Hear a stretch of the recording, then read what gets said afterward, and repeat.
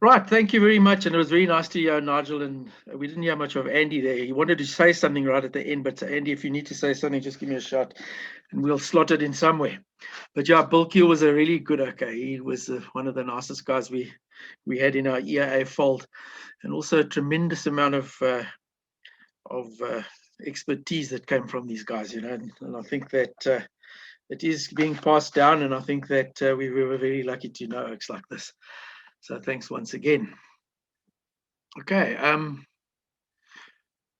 right, we're calling it a Zoom gathering because that's where what we are currently doing at this time. So thank you very much for all the guys that have come on board this evening. I think it's going to be very nice. We've got some nice representation from the States. I'll get onto more of that shortly. And so to everyone, very welcome. Please don't forget to take a picture of this with your cell phone or with your Q code phone so that you can register this meeting to take part in our MAC number for our members. So it's going to be on most of the slides as we progress. But if there's anyone now that wants to take aim here with their camera and register with their password or their membership number, you can do so. I'll give you a minute or so. Unless, Mari, if you want me to move on, I can do that as well. Actually, up to you. We'll keep a record of it. Yeah, we give it some time. Man. More haste is less speed, So well, yeah, the QR code is on most of the slides as well, so you can do it. No, it's just all right. But if the talk gets fascinating, then maybe the guys won't do it. So, but I think we can move. So I'll move on in the meantime. So that, but if you don't come right, just let Neil know as well, and we can assist you because it's quite important to scan this code. Because as you saw this year at the EAA convention that we held in conjunction with the Aero Club Air Week, there were some really nice prizes that were offered. Right.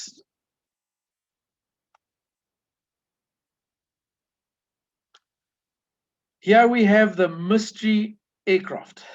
Okay, so heads up here to all you guys looking at the screen. Take note of what you think this is and send your answers by chat only to the host, which is Mari. And then toward the end of the presentation, we will reveal the name behind this mystery aeroplane. I'm sure some of you might recognize it, which are a pretty neat aeroplane.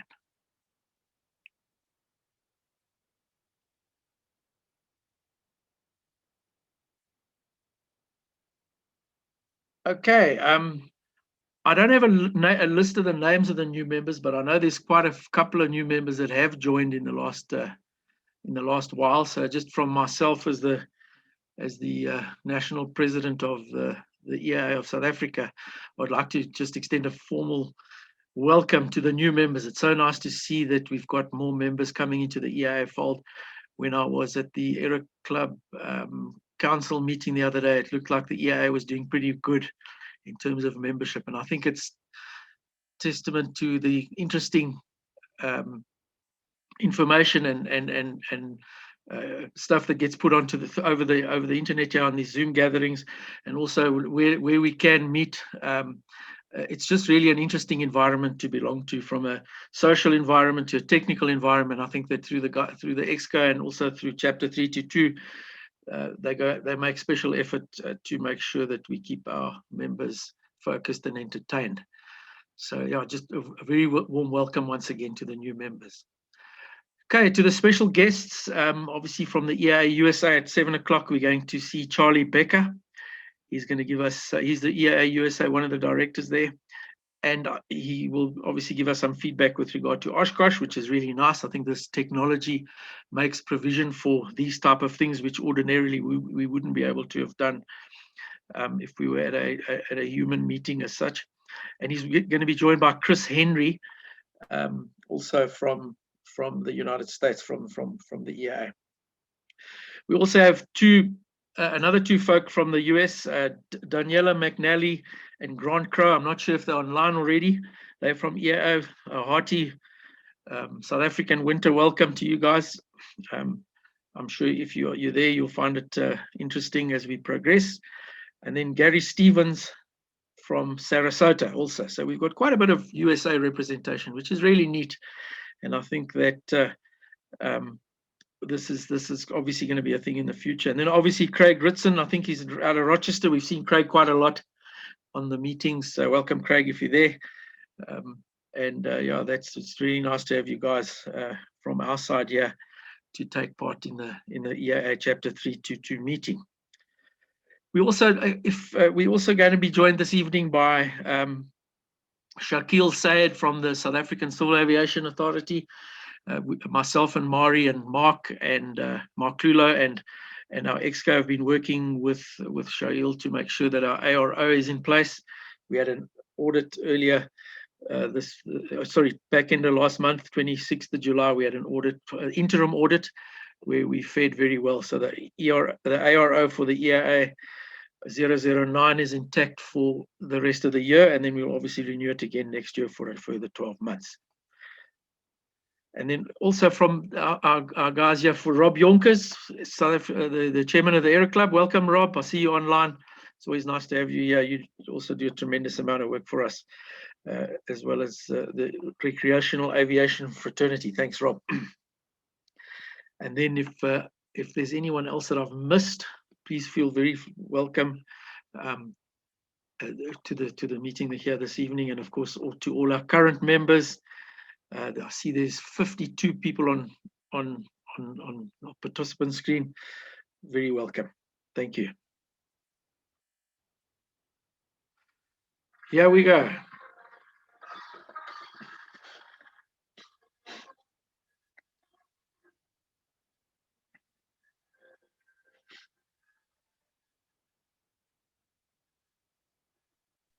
Hey, Paulus, it's your birthday. Yeah, can you believe it, eh? Well, if any of you didn't recognize that song, it's my birthday on the 6th. As you can see, there's when I spoke to Neil earlier today, there's 20 odd people here that were born in August. So August was quite a busy month over the years, I see, or prior to August. So very hearty welcome and happy birthday to everyone that's on this list here. As we can see, I see a couple of guys online here, particularly Andy Lawrence. Happy birthday, chum. Also Derek Hopkins, James Pittman, Chalky. I think these, many guys that have been in the EA for quite a long time, and to everyone else that's on this, and of course Moose Woods right at the end. Happy birthday, guys. I know I'm going to be celebrating. I'm sure you will as well.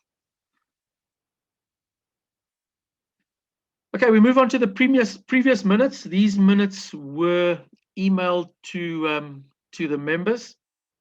Okay, the secretary is pretty diligent with that, and I would like to just ask if there was any matters arising. Probably we're going to get a silence here, but if there are any, please let us know. If there's anything you needed changed or anything that you see that was factually not correct. I've been through them. They look okay, but obviously it's just from my perspective. But I think if there's anyone out there who wants to mention something, do so now. Just interrupt. It's fine. If not, we'll give it a minute or so, and then I'd please like to solicit an approver, a proposer, and a seconder as well, if possible. If you can just either just put your hand up or just let Mari know via the chat. I'm sorry to interrupt, Paul. Neil has approved these before they went out, but we do need a proposer and a seconder at the actual meeting, please. Okay, thank you, Mari. Sorry, Neil, you did mention that. If I could just get a proposer and a seconder for these, if there's nothing arising, and we can then move on.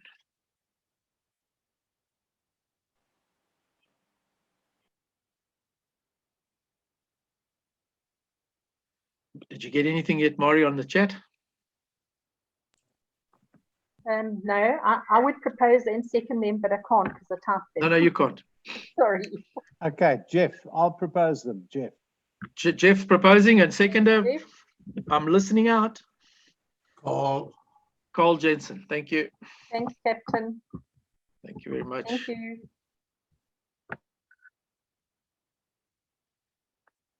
Right, we move on to the future events that are going to be taking place. Obviously, as we've been subject to the level 4 over the last month or so, lockdown, and now we had adjusted level 3. There were, as you see there, the Young Eagles Day, which was right in the middle of the third wave here in Johannesburg, in Gauteng. The Panorama Airfield was postponed. Obviously, the new date will then be announced for that, because I guess it's very important that we place effort on promoting the youth, I think. So we'll obviously continue with that one. Then on the 14th of August, there's the breakfast at Brits. If you guys can diarise that, it looks we should be fine there. Obviously, social distancing and the COVID protocol will have to prevail. If there's no other further meeting or discussion as to change otherwise. And then on the 1st of September, Spring Day, there's the EAA Chapter 322 gathering like this. This the same as this one. And then obviously going into later into September is the movie night and pancake breakfast at Silver Creek. Overnight camping is available there. Sean Cronin, Moose, all the guys that are there, Arjan Sharp, they obviously will put on a great effort here, as was the one in Krugersdorp. And then we've got the Sun and Fun, which is going to be the EAA Sun and Fun. We've got scheduled for the 24th to the 26th of September. And then the postponed tail draggers that usually takes place in July will then be held on Sunday the 10th at Bella Bella Field, warm baths as we used to know it. And camping and airfield and B&Bs are in town. So obviously we will monitor this going forward in terms of if it's available in terms of the regulations with regard to COVID, etc. But I'm almost sure that we should be able to. I'm certainly erring on the positive side that these things are going to take place. So Paul, Jeff, can I interrupt for a sec? Go ahead, Jeff. Paul, 24th, 25th of September. Yeah. Unfortunately, the dates clash, but it's the 90th anniversary of de Havilland, and they're having a get-together at Queenstown. So they're attracting all the Tiger Moths and de Havilland aircraft down to Queenstown, mainly the Tiger Moths.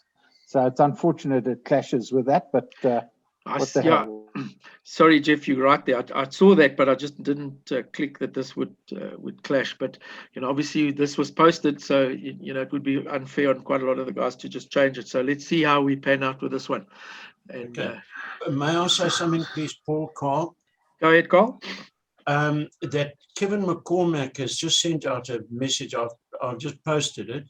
That the Heidelberg Great Train Race, they have chartered the Rovos train to come there, and their annual fly-in trains, planes and cars is also going to be on the 24th of September. It's a bit of a problem about that date, but that I know is always an absolute wow to take part in. Okay. 24 September, Heidelberg. All right.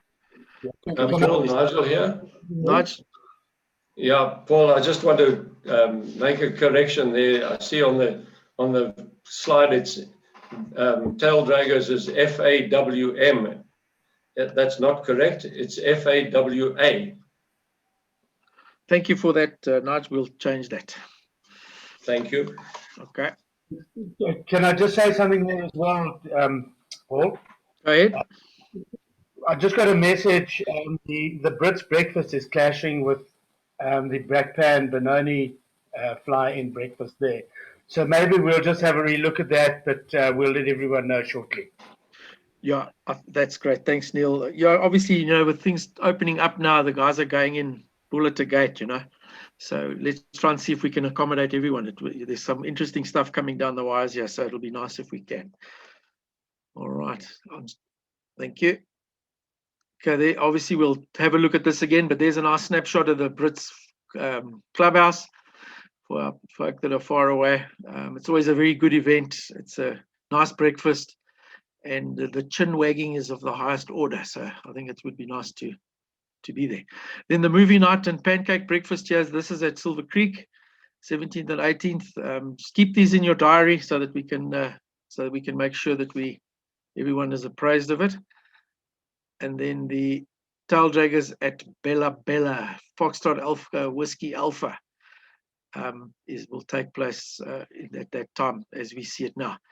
If you look there very closely, there's an aircraft there of Craig Lang, unfortunately, who passed away in the past week or so. That little tail dragger there in the middle, and his son Cullen's aircraft is here on the right. So it's sad to hear that these guys, they were very enthusiastic guys. But anyway, back to tail draggers. There it is there, 8th to 10th of October. Sorry, my mouse is a bit faster. You would have seen the contact newsletter is out again. Well done, Neil and team. I think it's a huge effort, and this really is a nice accolade for the EAA.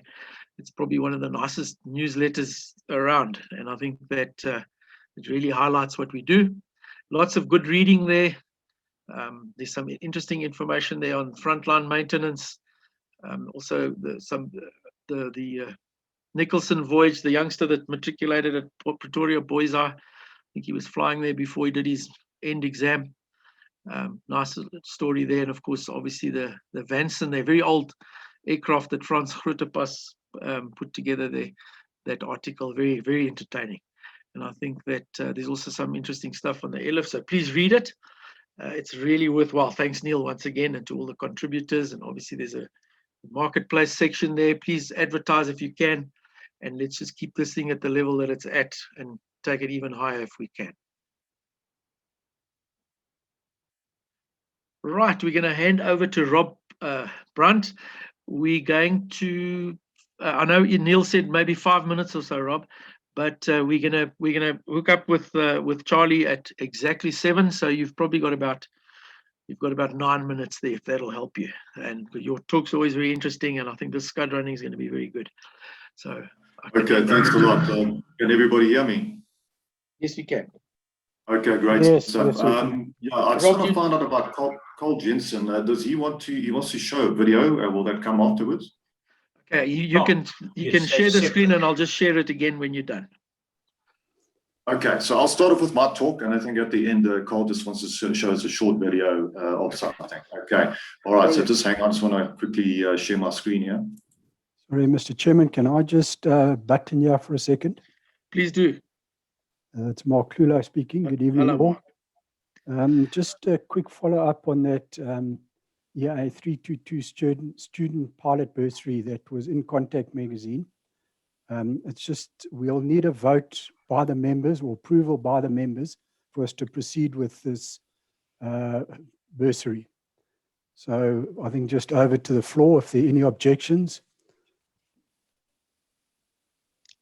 Mark, maybe you could just give a very brief overview in 2 or 3 points of what it is for anybody that I've got 2 or 3 key points here. So it's a bursary that will be supplied by EAA322, valued at 10,000 Rand for a current student, plus 1,000 Rand for the examinations. It was proposed by myself, seconded by Carl, and there are certain requirements for the flight school.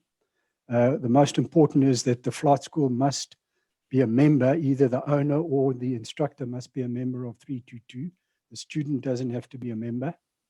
The applications will be open from tomorrow. We'll put it up on a website where they can fill in a entry form, and we'll close off all the entries at the 31st of August and announce a winner by the 15th of September next month. There are quite a lot of requirements for the student. They must be active. They must be less than 30 years. They must be, and then they must present an essay of about 500 words of why they wanting to fly and what they want to get out of flying.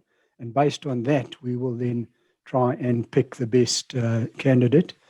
The committee that's going to pick the winner will not know the names or the school that the students are coming from. They will just get the application.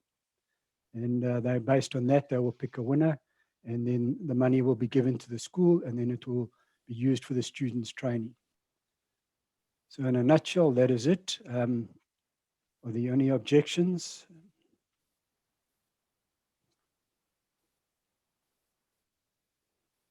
Wonderful idea, Mark. Well done. Well done. Thank you, Carl. Yeah, one of the things that we are going to, every student that does submit the application will be given a free EAA membership for a year. So hopefully that will also start promoting EAA going forward. Good one, Mark. Thank you. Okay, that was my 2 minutes. Thank you very much. Thanks a lot. I can hear the crowds roaring their applause in the background. Roar, roar, roar, roar, roar. Rob, you're back to 5 minutes, mate. Sorry. Okay, that's fine. Okay, first of all, before I do my share screen thing, it's scud running. Okay. The other day, Neil and I were in his kitchen and we were trying to come up with a name for this topic. So we came up with scud running. And so, yeah, I initially thought it's not a very good title because I thought it's like a slang word and most people won't recognize what it is. But if you go ahead and you type in scud running into Google, it actually comes up with a Wikipedia definition of it. So, all right. So scud running is basically when you are trying to maneuver yourself and gradually lowering your altitude in order to get or remain below the clouds. So basically, I looked up the definition, and it basically is flying into higher ground.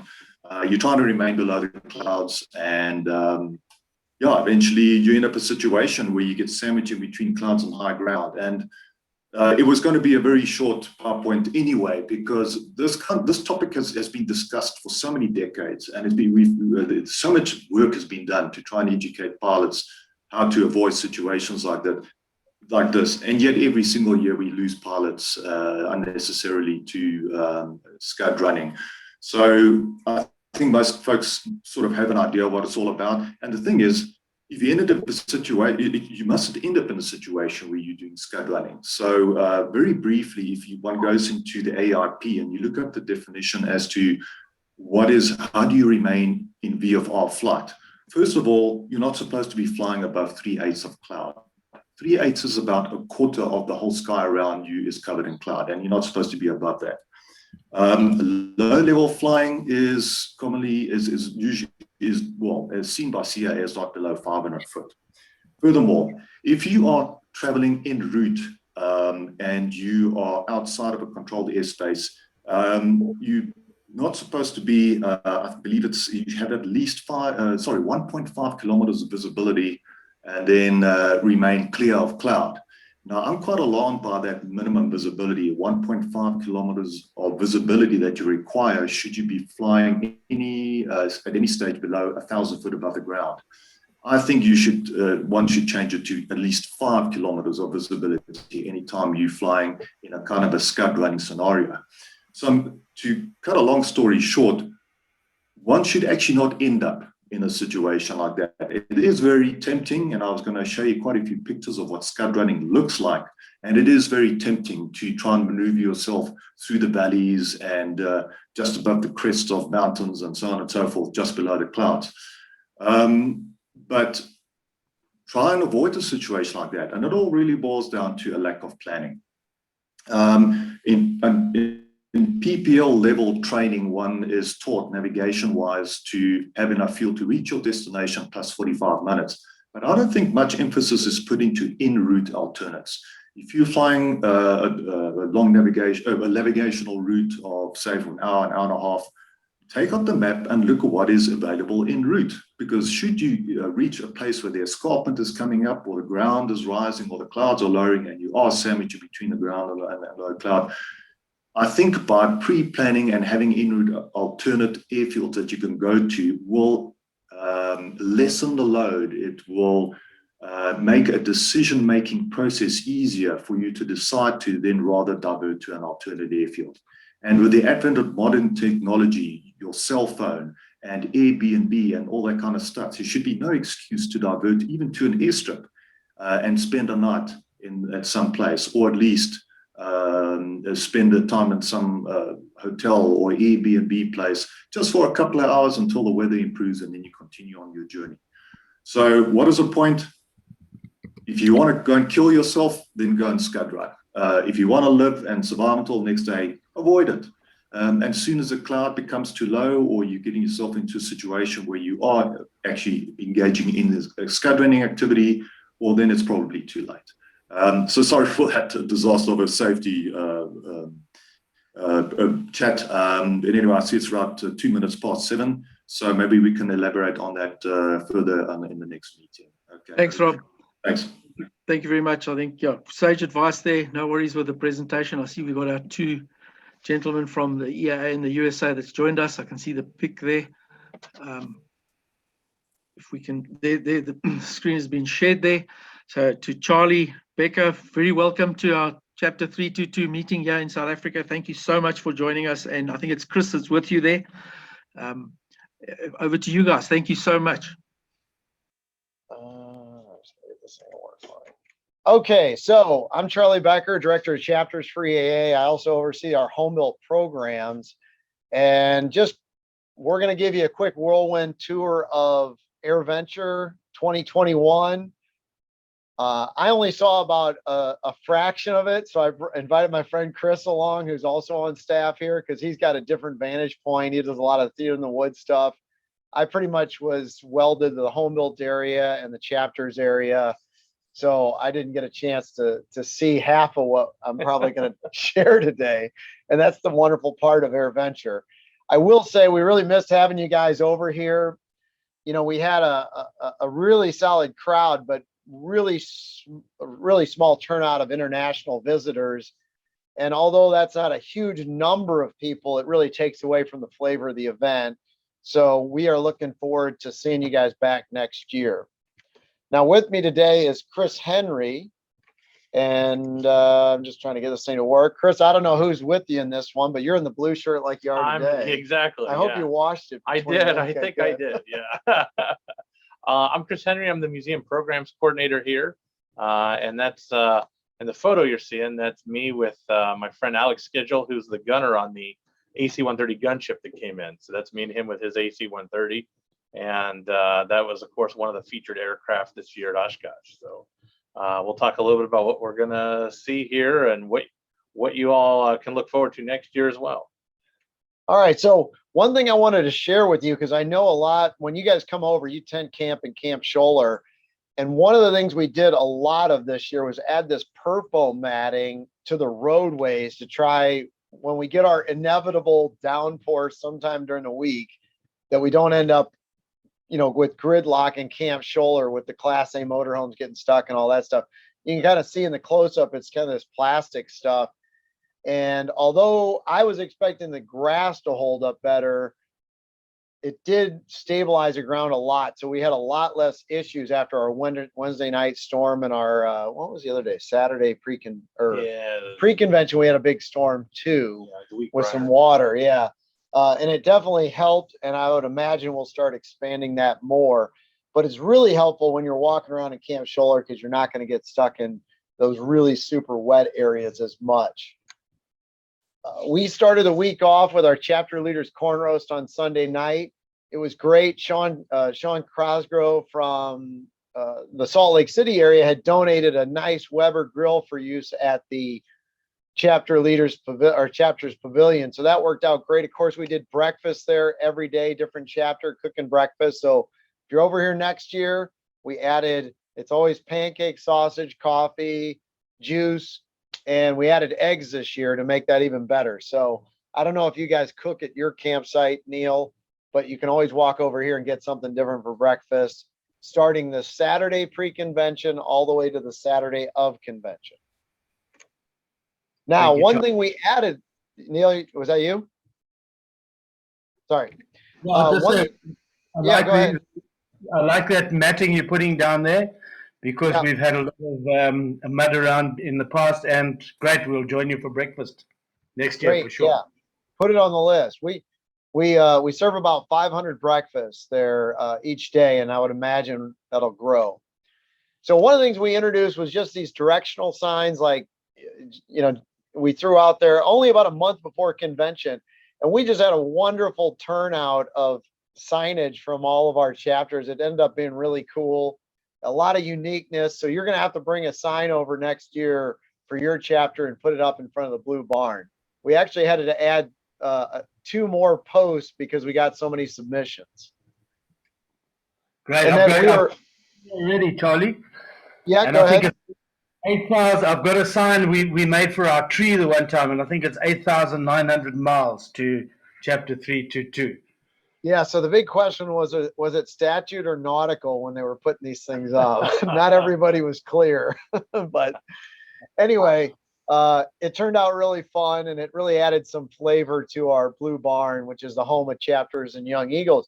The other thing we've been asking chapters to do is build an Adirondack chair for us, and we really had some great chairs show up. It gives you a place to sit down when you visit the Blue Barn. So I love this one from Florida that came up because of course, Florida, it's always colorful, but they have Chair Venture on there, and it really turned out nice. A little backstory, I got a call from the chapter president of that chapter in Florida, and the guy that was going to bring up that chair in the motorhome couldn't do it. So I gave him the number of another chapter, and they were able to bring it up. And it came up from Florida, which is a pretty long drive, in the back of a boat that the guy towed up here. So anyway, it was kind of funny when I went to collect it. I had to get up in the boat and get it out of there. Of course, we did our chapter leaders breakfast to recognize our leaders on Saturday. This just happens to be a photo of one of the newsletter editor awards, and this was a guy from my chapter, so that's the one I grabbed today. I will say I didn't get to see all of the announcements. Probably the biggest one that I heard about was this new Garmin Smart Glide feature. If you have the if you have certain Garmin products, you can use this feature. It happens to be if you have the experimental G3X Touch and an autopilot. If you hold the Direct To button, it's going to basically automatically turn to the closest airport, pitch to best glide, factor in the winds, and start taking you to their to that airport, you know, in an emergency, which is a really cool idea. So I'm looking forward to being able to try that out. We've got that 1 week wonder RV12 that we did in 2018 that has a whole Garmin suite. So I'm hoping that it will work. And my understanding, if you have the experimental version of the G3X, that it's going to be free as part of that. So really was a little, in my mind there, you know, of course, I didn't catch everything, but I didn't hear a lot of big product announcements. I don't know, Chris, I don't know if you heard anything. I didn't hear anything too I mean, crazy either. this one was, to me, was like one of the bigger ones. You know, there really wasn't that I heard, at least so far, a lot of big, you know, like new aircraft designs or anything like that. So this was kind of the one that kind of caught my eye. Let's talk about home builds. That's where I spend some of my time. You can see, for those of you that haven't been to Oshkosh, we have a bunch of chop-topped VW Beetles and a couple 3 VW things that we use to kind of take care of our various areas. And this just happens to be the one that's assigned to Home Builders Headquarters on the flight line.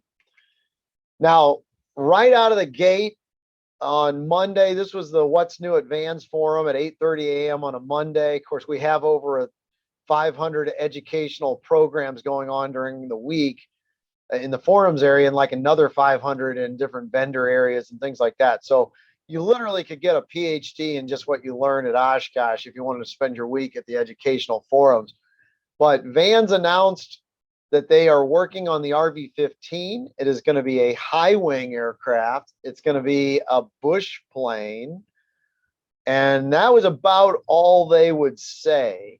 So of course that created a lot of speculation as to, you know, is it going to be side by side? Is it going to be tandem? Is it going to be 2 or 4 place? You know, it definitely caught a lot of excitement.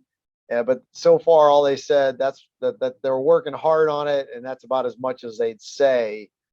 One interesting thing they did ask the audience was, would they prefer driven or pulled rivets? And so that was kind of an interesting discussion. But anyway, you can see how crowded the forum is. And this was actually reduced capacity. Because of COVID, we had to reduce some of the capacities. But Yeah. In some places, you'd notice it was pretty crowded. Also in the home build area, we had the Bali Bomber back this year. It's now owned by a guy by the name of Larry New from Texas. He went to pick it up, so he flew it in. You can see it parked right outside the Brown Arch, just to give you a little bit of scale. And I threw the one in with him sitting in there just to give you a sense of how small that thing really is. It has 4 Heath 2-stroke engines on it. I happened to be out flying when that thing came in, and literally the radio was so bad in the background, it sounded like a freight train was going by every time he transmitted from those 4 Hearth engines. I'm guessing he has no shielding on any of his ignition. But anyway, it was so cool to see. And every time I drive by that thing, I just have to smile and marvel at the fact that somebody did all of this from scratch. Guy wanted his own B-17 and he built it. Yeah, just amazing. But it's a testament to the freedom that you have as an amateur builder, that you can just do something like this. Yeah. Another testament to the freedom of doing something different is this, what's known as a twin jag. Kind of looks a little bit like a winged Derringer, but it was an aircraft that Jim and Ginger, that's where you get the Jag, Jim and Ginger. And Jim, it was a corporate pilot. He always had this idea that he'd like the redundancy of a twin engine, and he was an RV6 builder, and he had an RV6, and he decided one day that he was going to turn it into a twin engine aircraft. So he started with his RV6.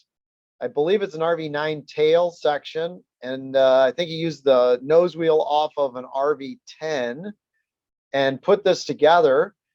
It's about the same performance as an RV6, but you have the redundancy of a twin engine, and he has twin Corvairs on there, 120 horsepower. We did do a photo mission, so you'll see a full story on that. Great couple, just wonderful people, a testament to the kind of people you meet within the EA community. I got to work with them quite a bit because they brought it up about 4 days early, and then they just picked it up, 2 days ago. So it was definitely a Dead Grass Award winner. You couldn't keep the people away from it. It was amazing because right after they tied it down, a bunch of volunteers drove over and wanted to ask him about it. And this was before anybody was on the ground. So it was definitely captured the attention of the home builders in the crowd. Of course, Vans Aircraft and the other home build vendors had a big week from what I've heard. It was very active in the home built area. A number of them told me they had record years. If you don't know this, home building really got a huge boost during the pandemic, and a lot of the kit manufacturers have, wait times of, 9 months or more on some of the designs. But all in all, it was a fabulous week in the home built area as far as kit sales from everyone that I've talked to. There's also supply chain issues, as I'm sure you guys are experiencing, where they just can't get some things fast enough to get the product out the door. But it looks like, at least for the foreseeable future, the kit industry is going to be on solid footing. Here's a nice shot of home built camping with the Goodyear blimp, which is really a Zeppelin. Yeah. But it was here all week, and that was kind of cool. And this is just I just love, shots like this with all the aircraft on just, in the camping area. It's just an evening at AirVenture when everything's kind of ended and settled down. It's just great to tour the aircraft and see what's on the field. Of course, I get to drive this thing around, and I just couldn't help but taking this picture of the Goodyear built blimp moored. And it was there every morning and every evening when I left, and it was just always fun to see it. So Vans did a nice 24 ship flyover on Tuesday, and that was pretty cool because they would come over in different formations, and then they'd change it up and come back over the top while the air show was going on. I'm not really an air show guy. I don't pay that much attention to it, but I love seeing the overflights when they have either the RVs or sometimes you'll see T-34s, things like that. This was kind of cool because it was a celebration of the Vans RV7 and RV8 designs that had anniversaries this year as well. One big change for this year, and that is for sure for next year as well, is we had free admission for those 18 and under, and that was thanks to Boeing. And I noticed a lot more kids on the grounds. I thought it was great. You know, a lot of them, I think it was the thing. It's not like it's all that much money, but it was kind of the thing that got somebody to bring their, you know, their grandkid or their kids along. And I think that was good. Well, and I think also if you're a bigger family, that just gives you a bit of a that's break true. to get in, you know. Yeah, you know, there's you know, it's one of those things when you do have 3 or 4 kids with you, Yeah. you know, it does make a difference. And then we had a big storm on Wednesday night that was projected. I mean, they were talking hail really bad. And so you saw all sorts of improvised coverings put into place. In fact, it was scary enough that vans took all 5 of their exhibit booth aircraft and flew out right after the night air or the afternoon air show. They canceled the night air show, but they flew it from Oshkosh down to Iowa and then came back the next morning. Now they were the only kit manufacturer that did that, but a lot of aircraft were trying to come up with some way to protect themselves primarily from the hail.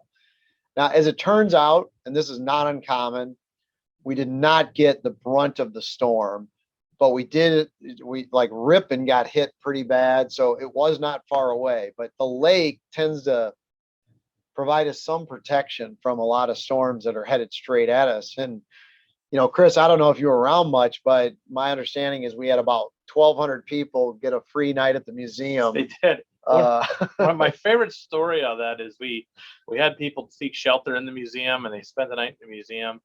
And the next morning I was in helping get people from the museum back to the grounds or wherever they were going. And I met these 2 lovely young ladies who were maybe in their early 20s, and they had like their sleeping bags and stuff. I was taking them down back to where they went, and they were so excited because they were like, we've always wanted to sleep in a museum. This was a lot of fun. And I don't think everybody would describe it as a lot of fun, but these 2 just had the time of their lives. Yeah. You know, and they're like, yeah, we got to walk around the museum all night. Yeah, you know, this is a program that we do quite often with like Boy Scouts and other youth groups. Is there's a program we offer throughout the year where you can spend the night in the museum with you know, with a camp group and whatnot, but we've never offered it for adults. No, they were really excited. I'm not sure if I would be excited without an air mattress to lay on the floor in just a sleeping bag. I think we've gotten close to sleeping here overnight. So yeah. Of course, this was last year was supposed to be the 75th anniversary of the end of World War II. So we had a huge turnout of warbirds this year. I just like this photo because it just shows you, you know, really nowhere but Oshkosh will you see the kind of World War II hardware show up in mass. I mean, you know, you see a bunch of P-51s, a Corsair, you know, more Corsairs in the background, more P-51s in the background, a whole bunch of, you know, trainers in the background, and, you know, P-38 Lightnings off to the side, and, you know, it's incredible. You know, most air shows, maybe you'll get a couple P-51s, and that's a big deal, or maybe a Corsair. But yeah, I think we had something like 23 Mustangs. Yeah, registered this year. I think we had 5 Corsairs here. Just truly amazing thing. Yeah, very, very cool. You know, and I didn't even get down there. Of course, we have a big reenactment camp in the Warbird area too, with the, you know, people dressed up in the World War II era, uniforms and whatnot, and the tents. And I know a few years ago when my mom was still with me, she loved going through the reenactment area because she'd see like a pack of like Lucky Smokes, and she saw the ration cards, and she was telling me about it. It was really fun to go through it with somebody. We took the World War II reenactors down there, or I'm sorry, the World War II veterans down there. Yep. And one of them saw one of the ladies who was kind of done up as like a pinup, and she had the nylons with the seam in the back. And he's like, I haven't seen that in 60 years. You know, so the little details like that really bring it out for him. It really does. So as I mentioned, it was a big celebration of the end of World War II that was supposed to happen last year, but we did it this year. So a lot of great stuff on display, a lot of great heritage flights. Now you were more the Theater in the Woods guy. Yep. Yeah. Theater in the Woods was kind of my little area this year, which I really like. I think that's one of the things that really sets Oshkosh apart from anything else, is there's evening programming, you know, all through the clock here. And we've gotten to see some really neat stuff at Theater in the Woods in years past. We've had astronauts and everything else. And this year, This was the 30th anniversary of the Gulf War, so we wanted to call out, a group of folks who really were a part of history, but haven't really gotten much publicity or accolades from it.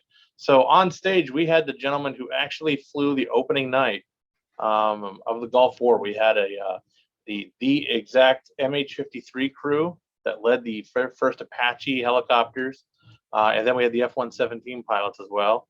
And then we also had the reunion of a rescue that took place during the Gulf War.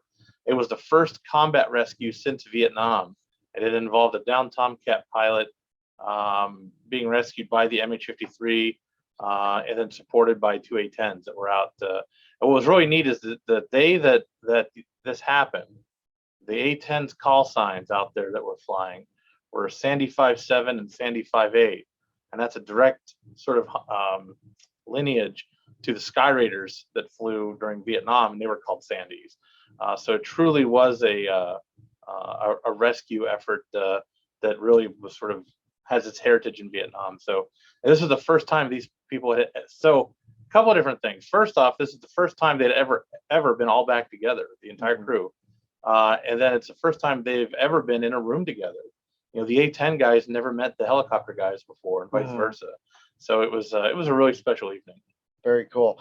Yeah, I hardly ever get to attend the Theater in the Woods programming, and yet it's always, really good stuff. Yeah, there's a lot of neat stuff there. Yeah, I mean, you just can't do it all. I am literally here from 7 in the morning until about 9 at night, and I only scratch the surface. And I've got a vehicle to drive around. Yeah. This worked out good for me because I got to see the programming because I had to be there. That's so this right. was perfect. Yeah, and I do want to give a shout out to Chris. He has organized some of these great reunions of astronauts over the years. He just has a real knack for talking these guys into coming back and doing stuff like that. And then they end up having a great time. Oh, they have too, a great time. so. And they, what I like about their presentations here is if they go to other institutions, which are great institutions, they have the talk that they give that's on their thumb drive. When they come to Oshkosh, there's something about the setting here. It's more relaxed. They're talking to other airplane people. You kind of get them in a relaxed mood, and they really just go up and do some hangar flying, and you hear some stories that maybe you wouldn't hear at other places. I really enjoy that. And out of this relationship that Chris has made with getting them out to Oshkosh, it is worth noting that we have now the Frank Borman collection and the Joe Engel collection from those two astronauts that were given to the EA Museum. Now they happen to be EA members as well. Yeah. So there was a natural tie in there, but I really do credit Chris and the other museum, the rest of the museum team with, really showing them that we're special here and choosing us rather than some other museum somewhere else. I appreciate that, Charlie. Yeah. Thank you. Here's just, again, one of those little tidbits that happens at Oshkosh. So UPS, I'm pretty sure this was the UPS plane. They flew in a big aircraft, and since they were coming anyway, they brought an RB-12 chapter build to display within their UPS aircraft while it was on display in Boeing Plaza. So that's awesome. It was just pretty cool. Of course, we always have some big aircraft here. Lots of people walking around. We made a lot of provisions. Fortunately, Oshkosh mostly takes place outside. So even though this Delta variant of COVID was out and about, we've had enough vaccinations here in the U.S. that, we got through it without any real issues. And being an outdoor venue, I think that helps a lot. I just like this one because, of course, the Brown Arch is a great photo op. And this was during one of the air shows. You got a Mustang, right out in front, and, all the international flags that we take a lot of pride in a normal year, having a lot of international visitors to, this little nowhere place called Oshkosh, Wisconsin, As far as the innovations go, we did see a couple of aircraft fly that were probably worth noting. We had the Black Fly here, which is really innovative aircraft. Supposedly they're going to be ready for sale any day now. They didn't announce a price, but they did say that they're ready to start delivering and that we should hear a price shortly. I'm sure it will not be inexpensive, but it does fly as an ultralight, and it is really a unique concept. And I think I think it shows you the fact that as electric power becomes more viable, as the battery technology catches up, what we think of as an aircraft is going to change. I mean, putting an electric power on an existing airplane, like we think of the traditional airplane with, like a Piper Cub Cessna 172, it ain't going to be that way anymore, because the electric stuff is going to have distributive power. And on that note, the Volocopter also flew. Of course, I didn't see either of these fly because I was busy, but it did actually fly. And so, again, distributive power, you're not going to see a single prop on the front of an aircraft. You're going to see these kind of things with, 13 propellers on there and that kind of thing. So it is pretty interesting to see how that stuff will develop. And again, Oshkosh is always one of those places where you see new technology introduced. I just thought this was cool. It's a great photo. There's a lot of firepower in that picture. I like the A-10 because they don't make as much noise as some of that other stuff. I think that's why I like the World War II stuff too. And this was just a cool paint job on an A-10 showing the cannon there. And yeah, that was that A-10 group is out of Fort Wayne, Indiana, and they I think it's one of their anniversary years. So they did a special paint job on their A-10. Yeah, that was pretty cool. And we had some really cool heritage flights, as we always do. But I thought this one caught my eye with the P-40. Now tell me about, I didn't really know that much, but this Viper demo team, this is one of their aircraft. Yes, yeah, exactly. So they have, as you can imagine, these aircraft get selected to go out to air shows a lot. And for many years, the airplanes were just airplanes that were pulled off the line and sent to air shows. And in recent years, they started saying, why don't we really paint up the aircraft special that are going to be designated for these demo teams? So this F-16, this was brand new paint job on this thing, and they're pretty wild. They get some pretty wild paint jobs on there.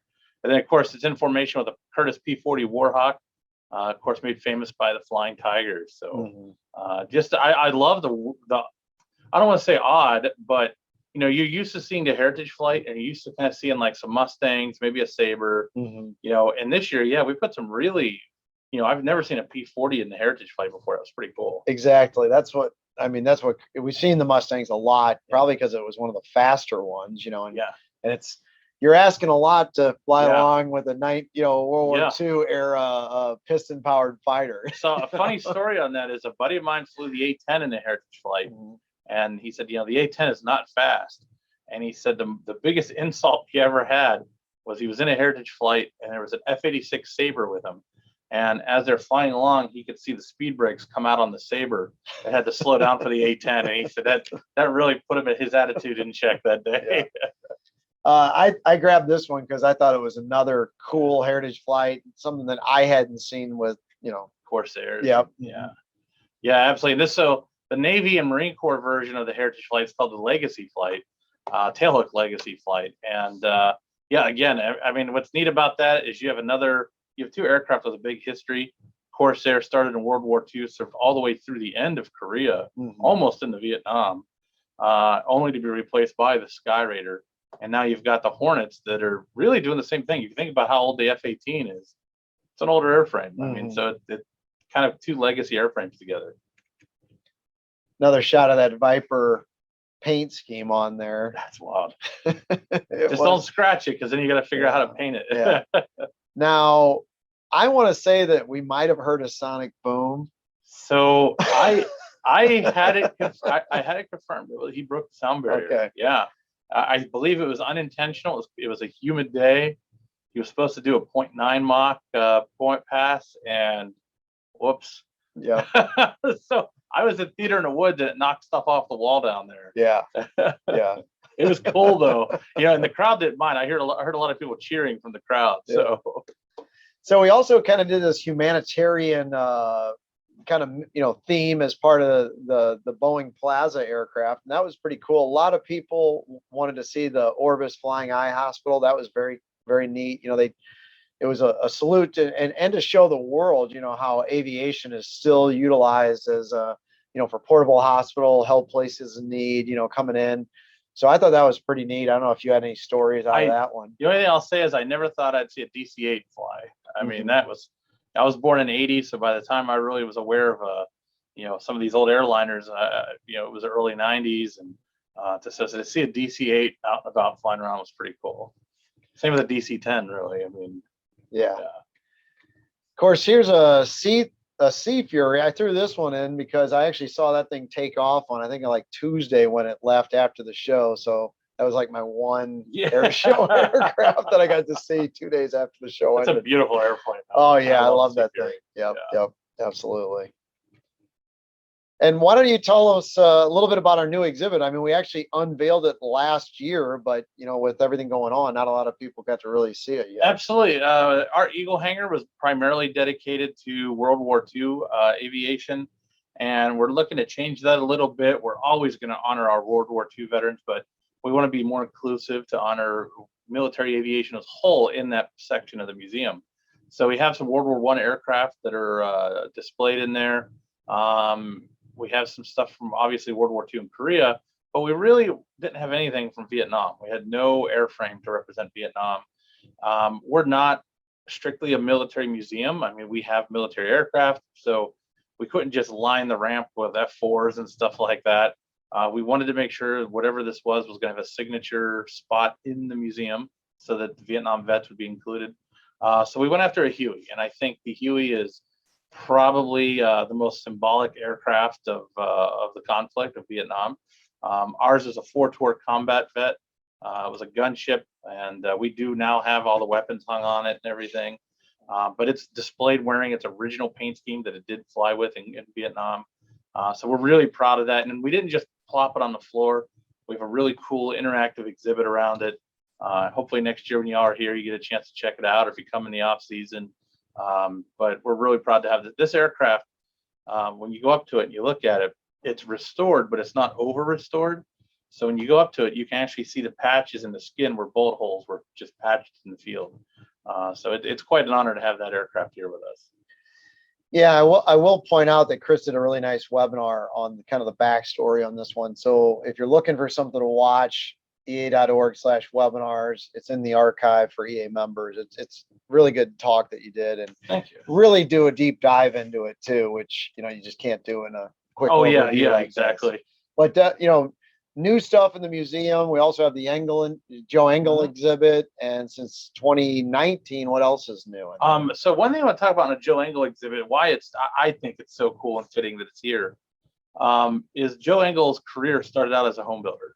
And he was general aviation, and then he kind of followed his dream into military and then space flight, and then afterwards, continued to give back to EAA and support us with programming, and so he's just the perfect guy to have represented here in the museum. We are looking at changing a few markings here and there on some of the aircraft in the Eagle hangar to make them more representative of their actual service life. Okay. We're getting ready to actually move one today, so. Cool. Yeah, you're going to see some new stuff here and there in the museum for sure. Great. So one of the features this year in the air show was the U.S. Air Force Special Operations Command. They came in on Thursday. I didn't see it, but I guess they did a little mock exercise with, and it wasn't just aircraft. I mean, they brought some of their other land vehicles, and they kind of did a mini deployment. Yeah, it was really special. Both the aircraft and the people that they had here. AFSOC, so for example, they've never done an air show. This isn't their gig. Yeah, really. This was very, very special to get to have them here. A lot of their aircraft are somewhat classified on the inside of what they do with them. But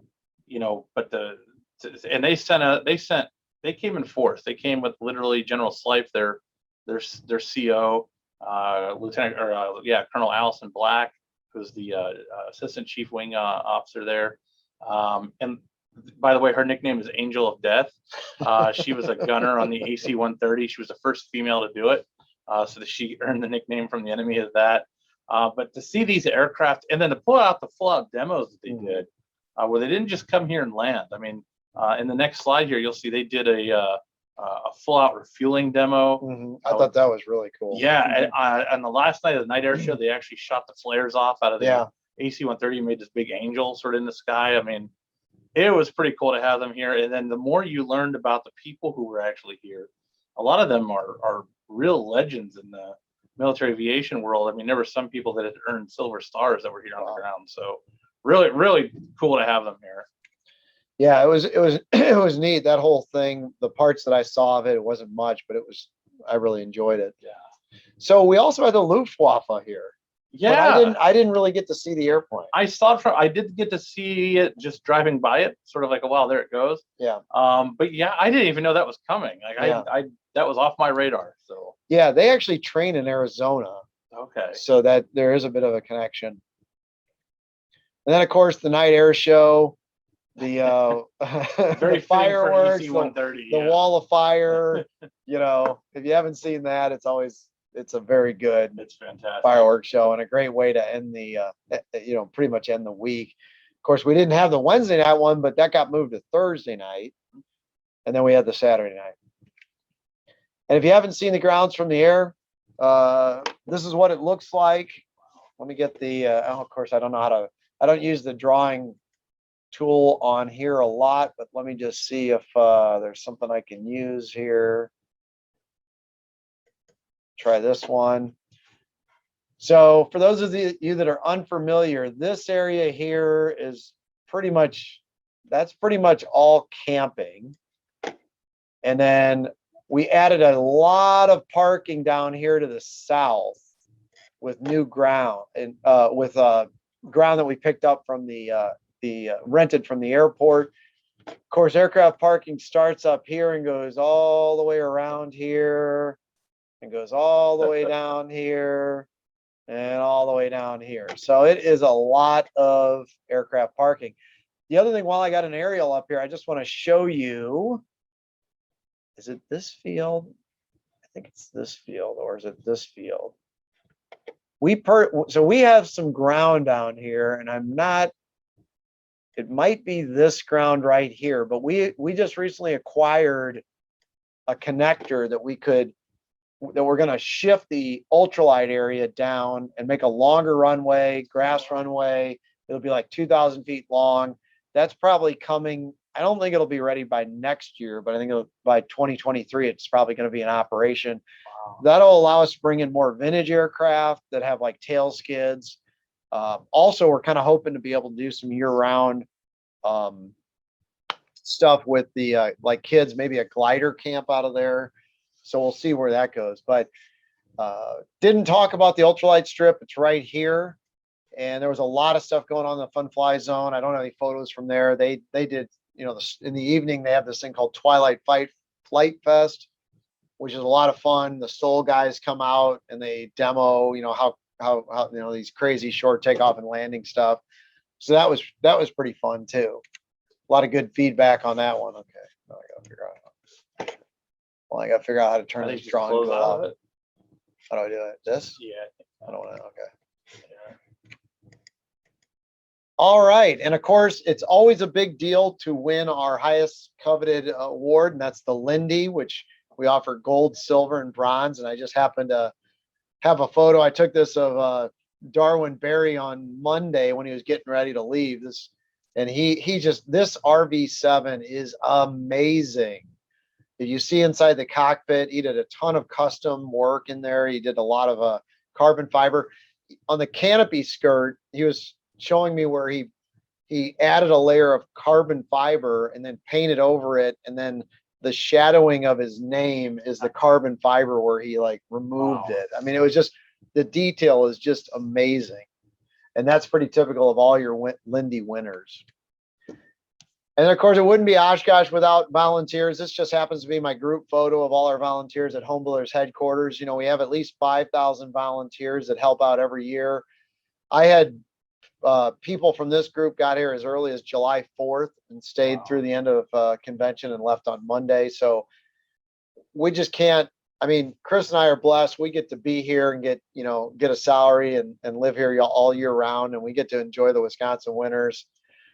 But it wouldn't all be possible without all the volunteers, because I'm look at all the red shirts compared to the one blue shirt, Yeah, right?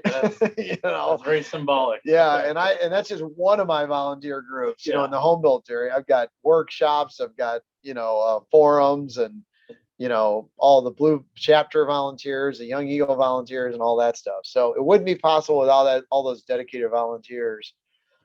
If you hadn't heard the attendance, it was 608,000. That is not a record. The record was 640 back in 2019, but it is only the third time that we've broken the 600,000 mark. So it was a big year by any measurement, and frankly, we sure could use it. Yeah. I always say that Oshkosh Venture is our pancake breakfast on steroids. It is in fact a fundraiser for the organization, which is why our dues have been the same price since the early 90s. So we definitely took a big hit last year financially when we didn't have the fly-in, because we didn't have our major fundraiser. But fortunately, we recovered, and it was a great year. And I describe it as a pancake breakfast on steroids because it's like a pancake breakfast in the fact that it's a moneymaker, yes, but it's also a reason to get out and aviate and to see your friends and talk airplanes. So it's not like we're just just a fundraiser. One of my special memories from this year, I think, is always going to be, I was driving by the North 40 and I saw a guy park his plane. He had just flown and he shut down. He was in a row of other aircraft that had clearly been here for at least some time, because they had their tents and low campsites set up. And he got out and literally ran over, and they all hugged each other. And I got to tell you, I was choking back some emotions, because I think we all served through that this past year, and to see everybody coming back together, that was my favorite memory from this past year. All right, let's take a quick look ahead to 2022. Believe it or not, we are already thinking about that stuff. And in my area, I've got a couple of big things that I want to mention. The first is, at the end of the week, we announced that we were going to build an aircraft in 7 days again. So we're going to do another 1 week wonder project right at Show Center. And this year it's going to be a Sonics YX. So we're doing it with those guys.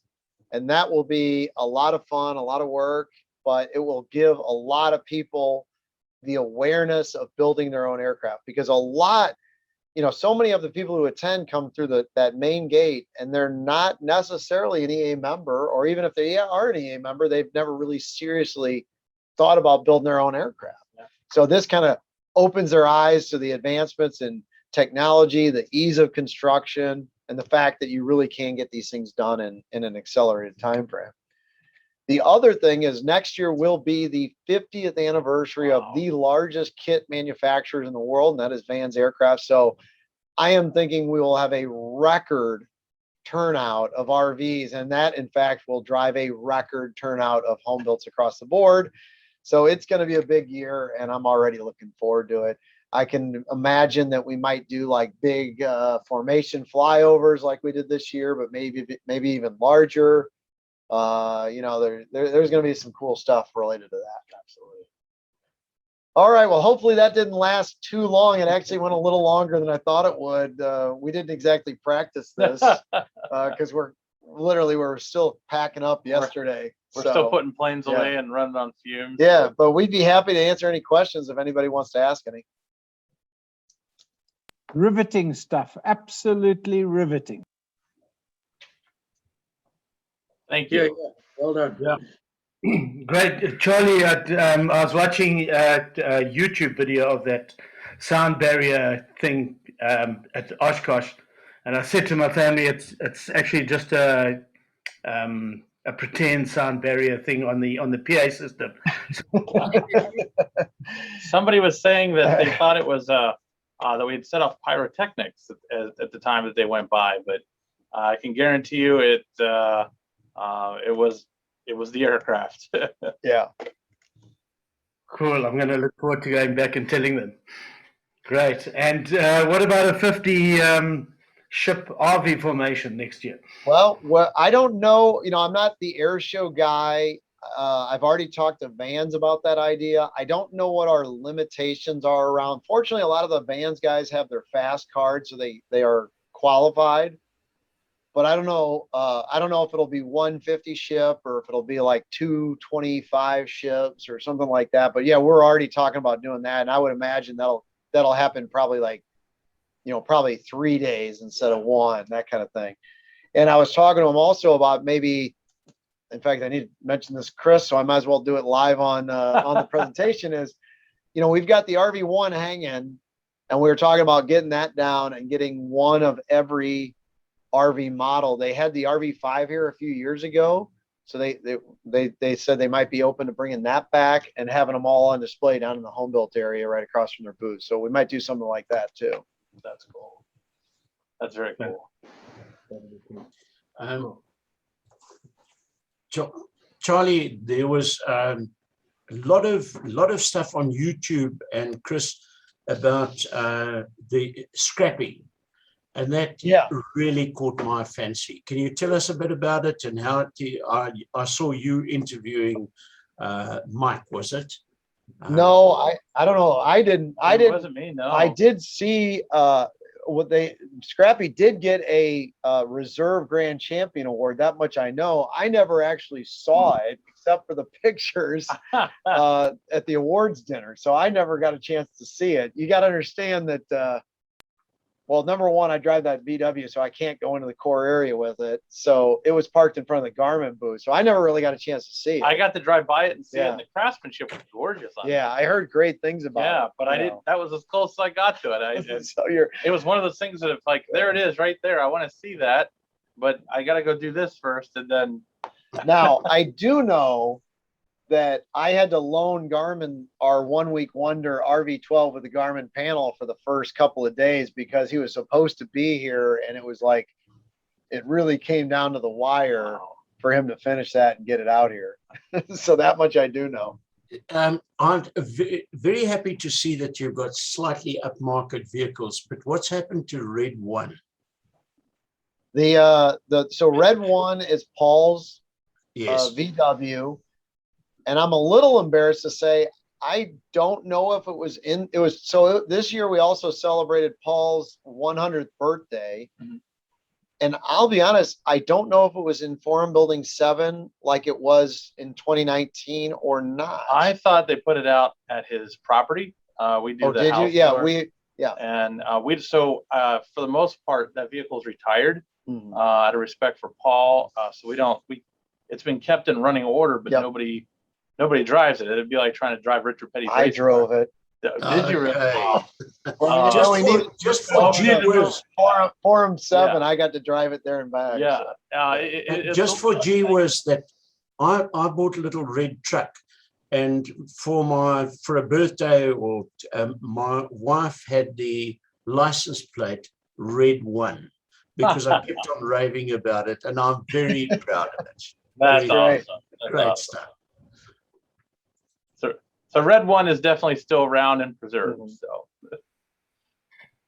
hi Charlie, it's Paul. Yeah, I just wanted to find out what was the representation like at the Vet Seaplane base? Was there quite a lot of float planes that came in this year as well?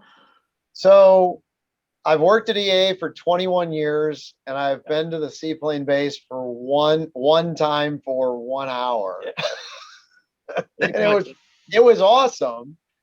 But it's about 6 miles away, and it's probably about a 15-minute drive, if you have a car.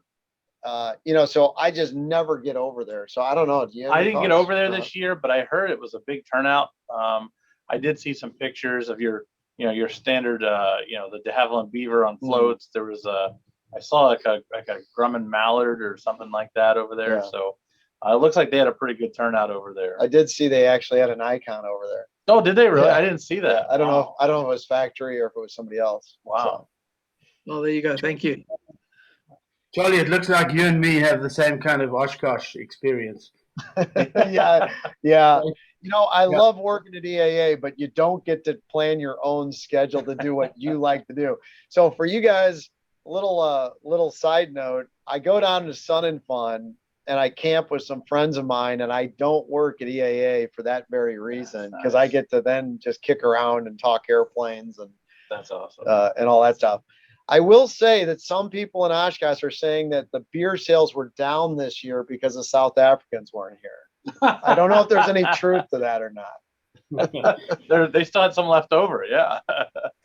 Well, I don't think you can blame only the South Africans, because a friend of mine sent over we always compete with the Australians to see who's the biggest contingent.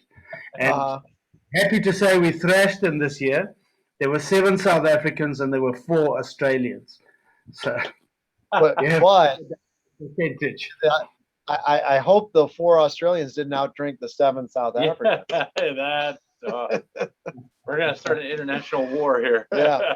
So you were helpful this year, Neil, because we had something like about 80 chapters and chapter camping, 280 campsites, and we scarfed up the South African area for chapter camping this year. So if you stay away another year, you might never get it back. No. We're going to claim it, and we'll find that piece of ground. Don't worry. I'd love to see some pictures of the campsite. If you some come your way, if you can send them. I asked John this morning if he by any chance took a picture of where you guys normally camp, and he did not, because I was going to throw it in here if I had one. John Egan, that is, from Chapters. Cool. Okay. I'm sure one will pop up. Thank you. Any other questions for? Yeah, this is Just a Craig. comment. We'll see you next year. All right, you can bet on it. Yeah. So just a quick question. Can you give us the number of aircraft this year in comparison probably to the greatest number? So I was going to throw that in there, and then I kind of ran out of airspeed and altitude in putting this together. I don't think it was actually a record, which actually surprised me, because literally Paul Dye from Kid Planes, I think he wrote a little news update where he said Friday's the new Saturday, because literally it felt like the whole convention was a day earlier. Like Sunday felt like it was already opening day with the number of people. But then that storm came through and we had a mass exodus of the people that flew in. So I know we said that we had the 10,000 in the surrounding area. You know what, Neil? I can send you the stats if you want to share them with Jeff or anybody else in the chapter. But I know Vintage had a record number of show planes. They said they had 1,400. We were at about 1,089 in the home built area, which that's about normal for the last couple of years. So It was, boy, early in the week was just early in the week it was crazy. Yeah, I was actually a little worried. Yeah, because we made a lot of transportation changes too for people driving in. I mean, a lot. So yeah, I've never seen it that busy that early. Yeah. Chris and Charlie, just Jeff again, a point. I'm an Oshkosh veteran of about 12 or 14 visits to Oshkosh. But the point is, we've been quoting the numbers of Oshkosh aircraft on that field in one day, which is equal to the number of aircraft registered in the total continent of Africa. Now, please forgive me if my figures are wrong, but we were saying that. Just think of it. We can look at it. We can revise that. But that's close to the number of aircraft registered in Africa. Wow. That's pretty stunning. I became the unofficial ambassador to the Dominican Republic this week.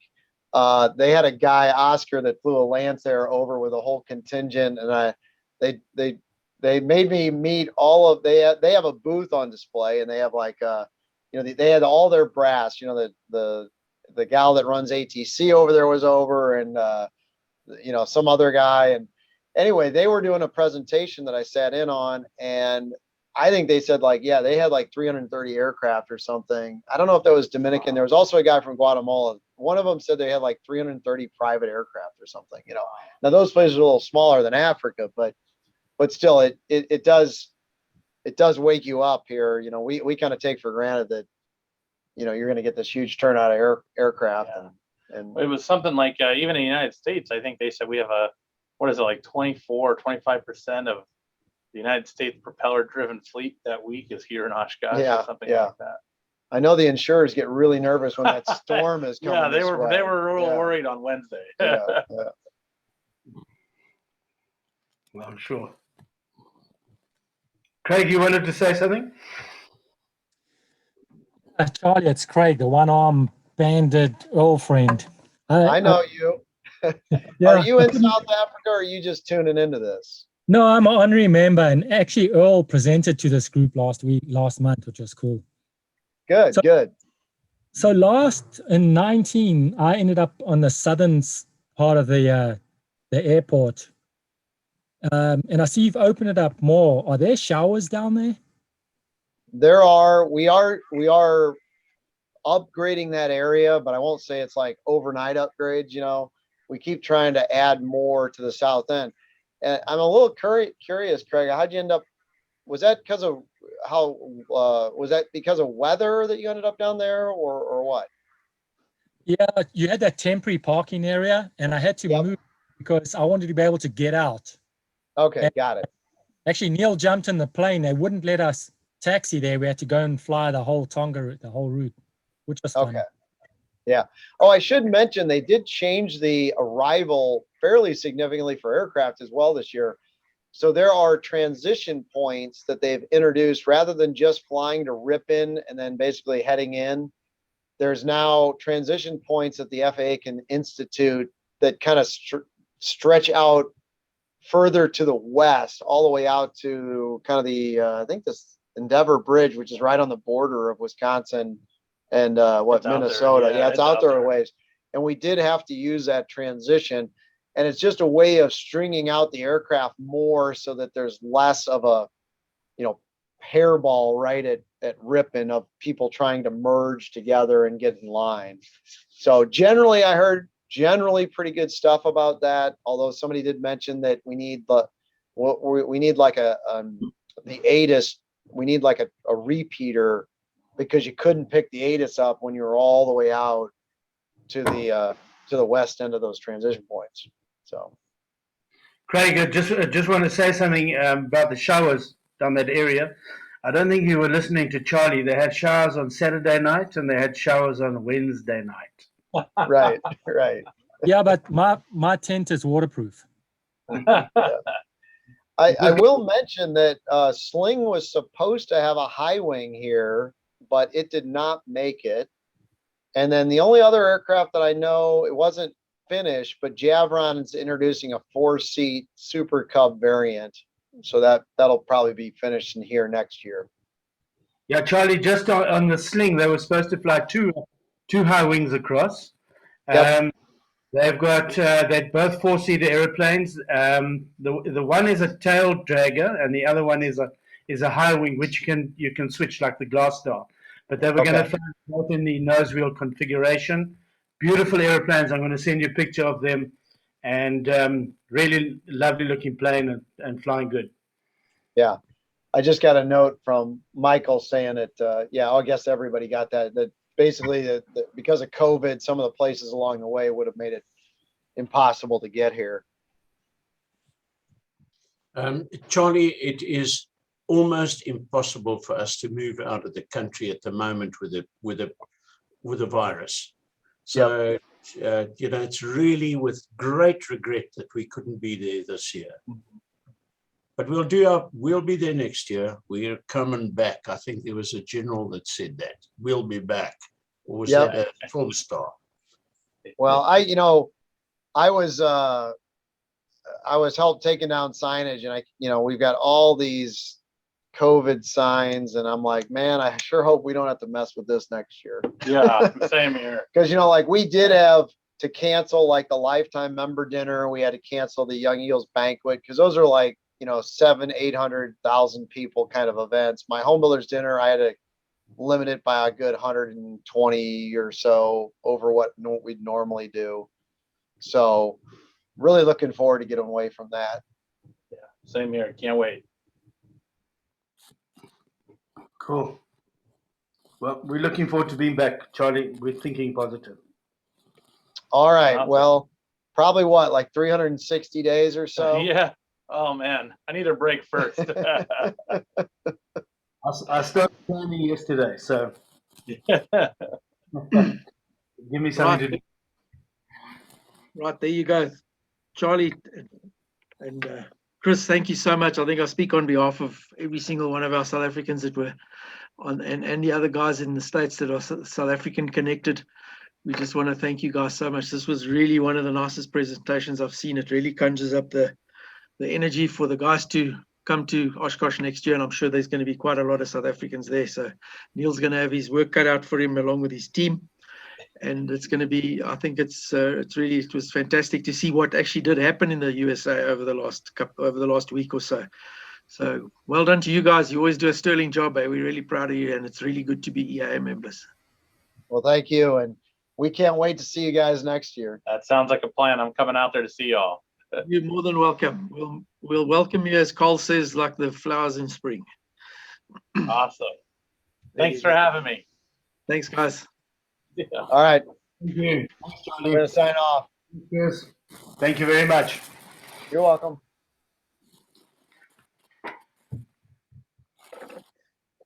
Right there. Thanks. That was really nice. Thanks, Neil. That was really well done. Can we have your picture, Paul? Coming back again. Mari's got me switched off here. You've always Okay. been switched off. I'm nearly there. You want me to turn it on? Can you see it now? There we go. Stand by one.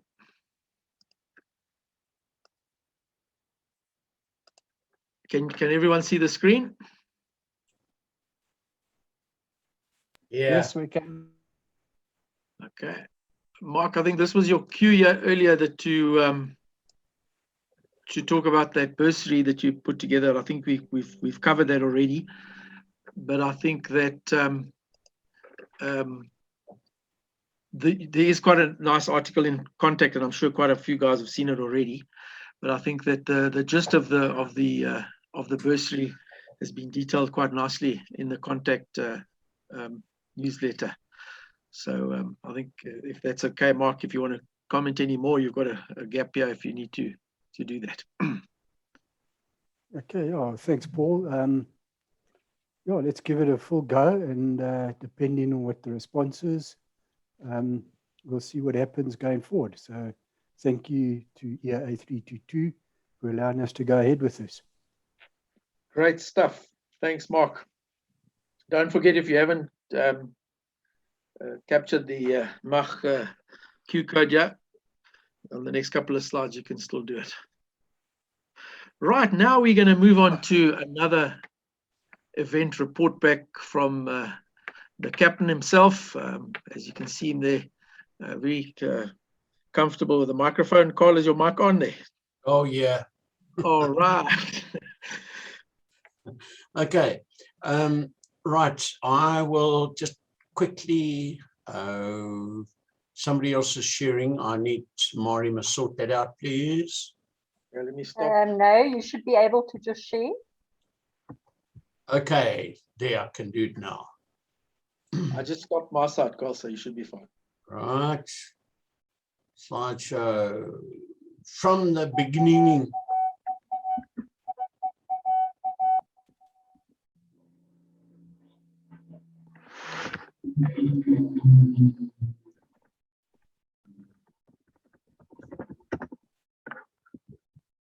Gee, that was nice. Right. This month, because we've had really no organized activity by 322, I decided that with what has happened just recently, that I'll just give my view of power lines. There have been quite a number of incidents, and this is something that we can avoid. So the tragic examples, I've just got about 35 of them, but here we go. Ollemans now Craig Ritson is tuned in right here, and he now lives at Rochester, but his dad was appointed or elected as the president of EAA South Africa at Allemanskraal. And he bought a breezy, which was called a Funda Merwe from, it belonged to Mickey Finn. And his dad flew the airplane home from Allemanskraal, and they were staying at Kroonstad. And he was flying low, which we all love to do, or I love to do. I used to love it. And he flew between some trees, and there was a power line. And the power line actually caught poor Craig's dad right here. And it actually, and he died in the incident. So that was a really dreadful, dreadful example. And I'm sorry to be a little bit macabre here. We recently had, or I was flying with, or my wife and I were flying together in my 170, and we were on our way to Paris. And just on the way on the N1, there were power lines crossing the N1, and this microlight was flying at low level, didn't see them, and also flew into the power lines. Had exactly the same effect as it did to, I think it was Paul Ritson. We saw the fire as we went over, and could see the remains of a Regola wing or weight shift job on the ground there, and the felt burning around it with 1 or 2 cars. So it had just happened, and I'm very glad I didn't see it take place. And when we landed at Paris, we advised the authorities, or the authorities, the people around there, and everybody rushed out, and unfortunately it was fatal. Now, there was a Piper Cub at Bronkhorstspruit, and this was flown by a fellow called Skalk, who happened to be an air traffic controller at Wonderboom. He's since passed on, and he took off in the Pretoria Flying Club J3 BNR, and he flew around at Bronkhorstspruit. And Bronkhorstspruit's a lot flatter than that. And he was buzzing a guy on a tractor, and the driver of the tractor jumped off, and the tractor went away, and he looked back in great mirth.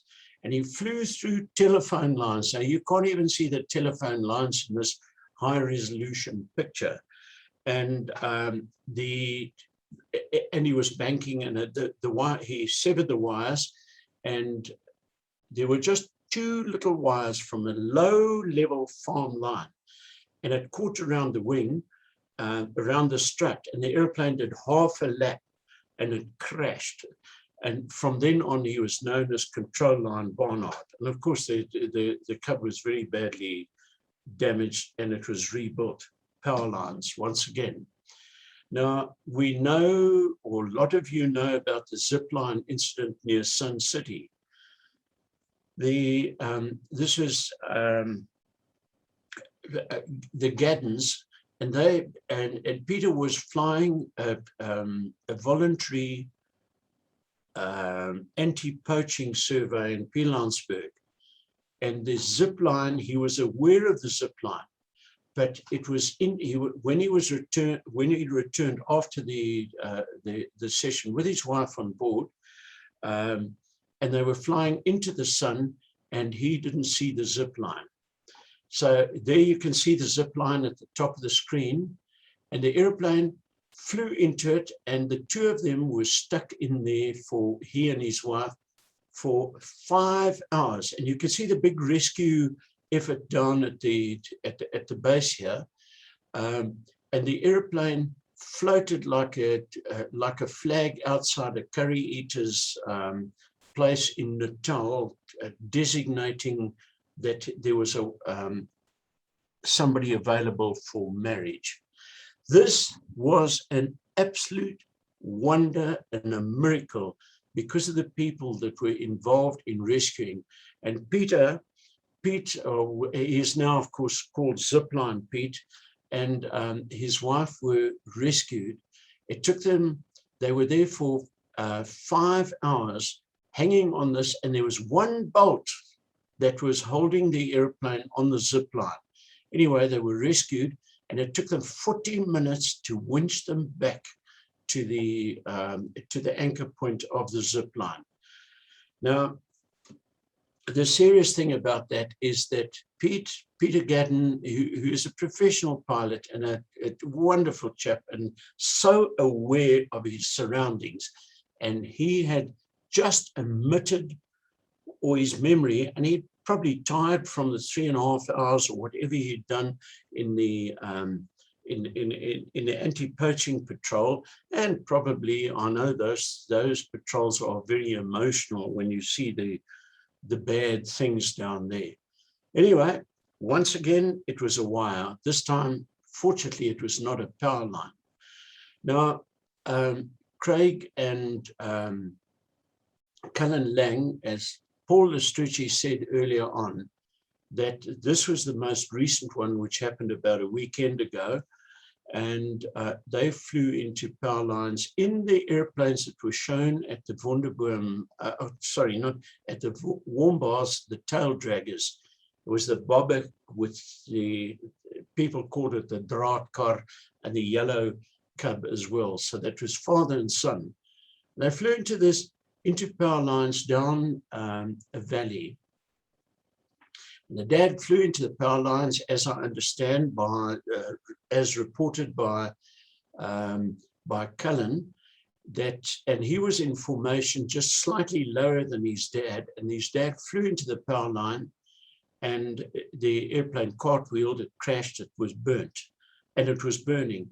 And Cullen went and landed in an adjacent plantation on a little road, about 1.5, 2 k's away from the accident, and he ran down the road and rescued his father, who was terribly badly burnt from the burning wreckage, and managed to load him onto a tractor of maybe a farm worker or somebody coming by, and carried him to his airplane and put his dad into the airplane, and he took off. And there were saplings in the way, and the airplane just didn't make it, and it hit the saplings and it pranged. And the consequence, or the net result, was that both Craig and Cullen ended up in ICU, and Cullen has survived. Terribly, terribly tragic. Very popular people from Eva's Landing. And I'm not pointing fingers at anybody, please. It is just such a tragedy, and this is stuff that we have to avoid. Now, there are many factors that aggravate the hazards of power lines, like visibility, especially in winter. Now, the big thing about in winter is that the power lines used to be, the power line pylons used to be painted silver, and unfortunately sometimes they were even painted green to merge with the surroundings, so that you know that they wouldn't be so obtrusive. So now, with the lack of paint on these, on the pylons, in wintertime you can't see them because they merge with the dry winter surroundings, the winter bush, the grass, etc. So beware of thinking that you will see power lines. Don't go near them. Right, now, when visibility is also something that aggravates it. Haze, rain, mist, smoke, those are just some of the things that might prevent you from seeing the pylons, and definitely prevent you from seeing the power lines themselves. And I got this from Scully when I was discussing it yesterday, that if you're flying towards the sun or flying into the sun, if the power lines or obstacles are in the shadow of high ground, like say coming out of Nelspruit towards Gauteng, that you've got the ridge to climb over, not the ridge, the Drakensberg escarpment, and in the afternoon that there is so much in the shadow of the escarpment, and that is so, so dangerous. So don't believe that you will see what is down there. Just stay away from it. The best way to avoid power lines is maintain your altitude, or altitude, at least a decent altitude, a couple of 100 feet above it. You know, in the USA, power lines are on every chart. Our last surveys that on our the graphic of the charts with the aeronautical overlay, when was that last done? So a power line could go up in a month or two, and you might have been past there before and think that it's okay to fly low. Don't do it, because the power lines could have been put up there in the meantime. It's one of the places I fly to quite regularly, just slightly north of Flying Estate. And I see that there are power line, at least pylons, that are down there to replace whatever was there previously. So more power lines are coming in. Fly high. Right. This fine wire that is over the top. Now, these are American power lines, but all our power lines have, I'm not sure what this is for. I think it's probably a lightning conductor or discharge conductor. Now, these power lines are almost impossible to see. So you can see the big power lines low down, but you don't see the power lines high up. So stay away from it. Now, I'm talking to you as a skynheilige. In other words, as if I have never done anything dumb like this in myself. I promise you I have. At about 15, 20 years ago, there was a hell of a overflow from the Vaal Dam.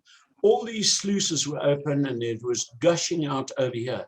And amazingly impressive sight. And I circled the place, circled it, took pictures, took 1,000 pictures, and then headed down the stream. And just downstream from the bridge is a road bridge just downstream of this overflow, which is so impressive from the ground, even more so from the air. But the flood that was going down the valley, now I'm looking at this and I'm looking back at this vista, and just below me, or not below me, I'm looking back and I see a power line just zip under the, not a power line, a wire, a cable or whatever it was, under the aircraft. Now, I don't know how far down this was, but I got such a fright. And then after about 50 or 60 years of aviation that I nearly got killed in the process. And I got such a bloody fright that I climbed up to about 7,500 feet because the TMA is 7,600, and I tootled back to my base. And I actually quivered with the absolute shock of doing something so damn stupid. So please, my message is, please don't do it. Please don't fly low. Don't think that you know about the area where there are power lines. Even if it's over water, there can be power lines going across. So you want to stay alive? Don't fly low. We all had to fly low at some stage in our lives. And I survived it. Maybe you won't. So please don't do it. That's my message. And thank you so much for allowing me to put this across, Neil. And I'm so happy to see Charlie Becker, the USA, being part of the operation today. And I'd just like to say something else that Mike Brown, who's such a dear fellow and such a have in our EAA, a dedicated guy in our EAA organization, that his partner, Gerald Harvey, was cremated this morning. So anyway, that's just a thought. but let's be happy about it, and let's organize flyaways and things, and let's keep our organization going. What Neil is doing with Contact and Mark with the bursary, gee, you guys are doing a wonderful job. That's all I have to say. Thank you, Neil.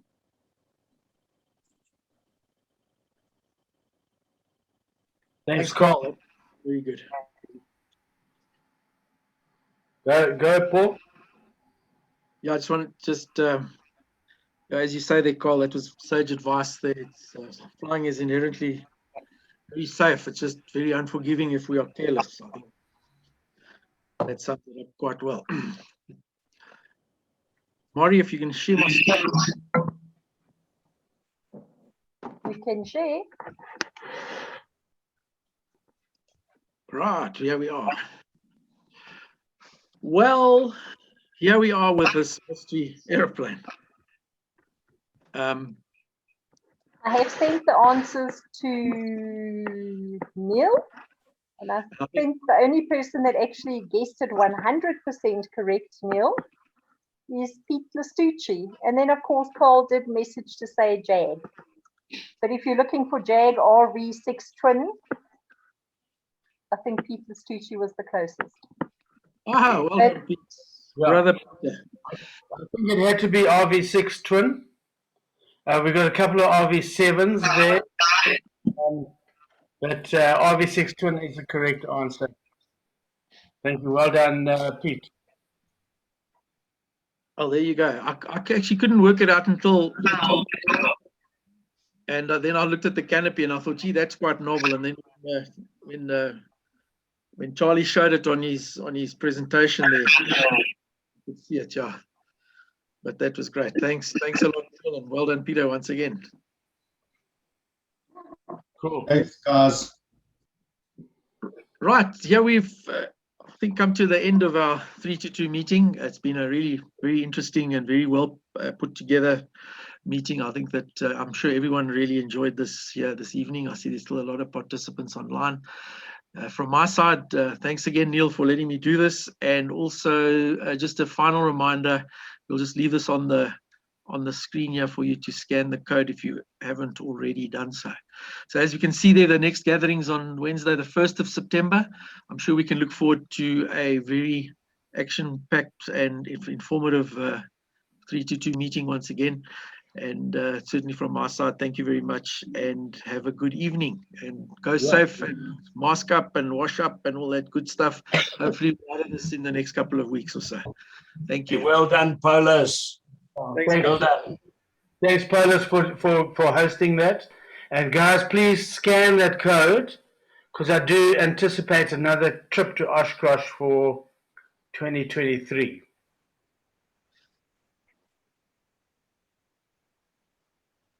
I've just done it. Thanks, Neil. We'll leave it up for a while, Mari. I don't know how long you can do that. I'm quite happy to leave it there for a while. That's absolutely fine, Paul. On the Charlie was talking about Lindy, the Lindy Award, which is a big deal in Oshkosh. If you have a look at the Contact newsletter, you'll see one guy, Carlo Saliers, a South African, won the Lindy Award this year for his hats plane restoration. Check that out. It's a big deal in the States.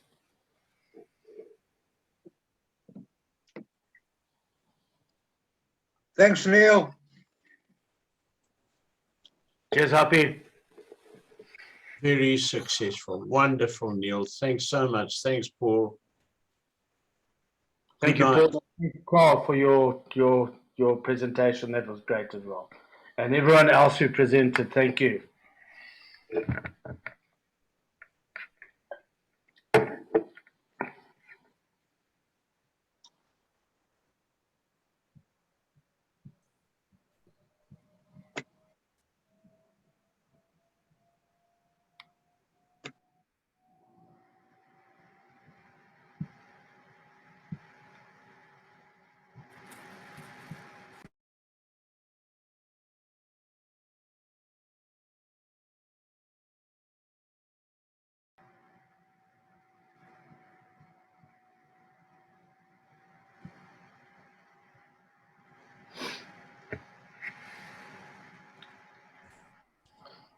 Thanks, Neil and Paul.